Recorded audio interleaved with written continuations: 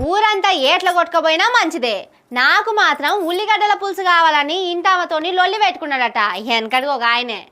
మన రాష్ట్రంలో కూడా సర్కారుల తరిక కూడా గిట్లనే ఉన్నది. రాష్ట్రం అంతా ఆగమైతా అంటే వాళ్ళు మాత్రం మస్తు పురుసత్ మీద ఉన్నారు. జనాల తిప్పలను పట్టించుకుంటలేరు. రాష్ట్రంలో యూరియా తిప్పలు తీర్తలేవు. యూరియా కోసం పొద్దు మాపు లైన్లల్లనే ఉంటున్నారు. అయినా ఒక్క బస్తా కూడా దొరకలేదట. మాకు యూరియా కావాలని మొన్న ఓ తాన రైతులు అడుక్కున్నారు. ఇవాళ ఇంకో ఊర్లే అదే పని చేసిండ్రు. ఆదిలాబాద్ జిల్లా ముఖరాకే అనే ఊర్లే సంచులు పట్టుకొని ఇల్లు తిరిగి యూరియా అడుక్కున్నారు. ఈ ఊరోళ్ళు దయగల్లోళ్లే ఉన్నారు. పోన్రి మనిషికో దోషడు పోసి పంపిండ్రు. ఇక యూరియా కోసం నల్గొండ జిల్లా తిప్పర్తికాడ పోలీస్ నార్కెట్పల్లి అద్దంకి రోడ్డు మీద రైతులు ధర్నా చేసిండ్రు.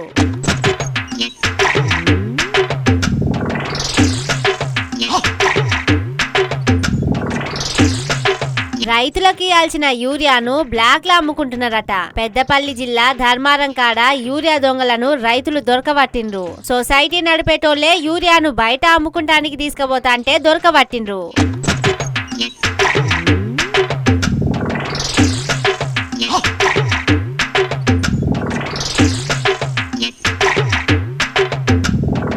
రైతుల తిప్పలేమో ఇట్లుంటే మన సర్కారోళ్ళు మరీ ముఖ్యంగా మన వ్యవసాయ మంత్రి ఏం చేస్తున్నాడో చూడుర్రి. పురుసత్తుగా హైదరాబాద్ అమీర్పేటల బట్టల దుకాణం ఓపెనింగ్ చేయడానికి పొన్నం సార్ తోటి కలిసిపోయిండు.